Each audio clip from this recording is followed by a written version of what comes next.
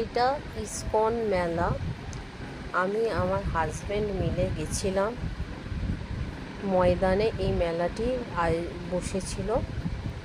আর এই মেলাতে এত সুন্দর প্যান্ডেল করেছে, যেখানে জগন্নাথ, বলরাম, সুভদ্রা 3 ভাই বোনই এখানে বিরাজমান। আর এইটি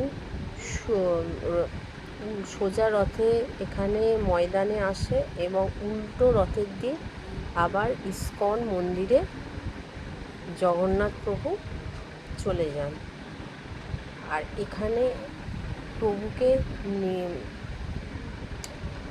এত সুন্দরভাবে সাজানো হয় এবং এখানে একটি ছোট নৃত্য আয়োজনও করা হয়েছে।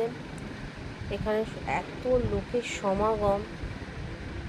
আর এখানে ভোগ প্রসাদ, মেলাতে বাচ্চাদের খেলা, দোলনা আর সব ঠাকুরের জিনিসপত্রও পাওয়া যায় এখানে ভোগেতে খিচুড়ি, তার সঙ্গে সঙ্গে অনেক কিছু খাবার আয়োজনও আছে।